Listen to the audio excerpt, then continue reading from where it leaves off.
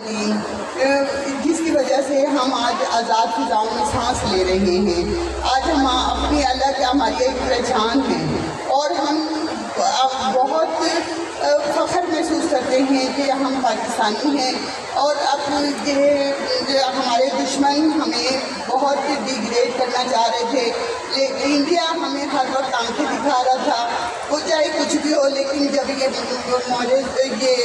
بنی عالم مرسوس اور کا حق ہم نے جو کیا تو وہ پاکستان کو ہر وقت ایک قسم کا گریڈ ہوتا تھا. کچھ بھی دنیا میں کچھ بھی ہوتا تھا پاکستان کا ہی نام آتا تھا.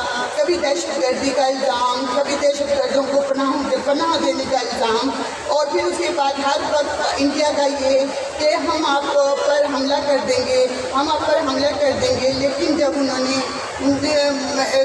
مئی میں 7 مئی کو حملہ کیا اور پھر ہم نے اس کا بھرپور جواب دیا، اس کے بعد ہم پوری دنیا میں ایک بہت اس میں فخر کے ساتھ نمودار ہوئے. سب بات نے کہا کہ پاکستان بھی ایسا ملک ہے جو اتنا زیادہ آج ہم کی مذاکرات کروا رہے ہیں.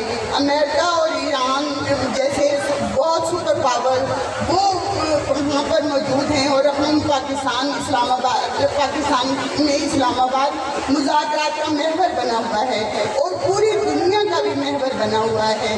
آج پاکستان کو بہت فخر کے ساتھ ہم اپنا نام لیتے ہیں کہ ہم پاکستانی ہیں، اور ہمیں پاکستان آج ہمیں اس بات کا بہت اچھی طرح سے احساس ہے کہ آج ہم ایک الگ ملک، ہماری ایک الگ پہچان ہے. قائد اعظم نے ہمارے اوپر احسان کیا کہ پاکستان بنا، اور پاکستان میں ہم آج بہت خوشی اور فخر کے ساتھ زندگی گزار رہے ہیں.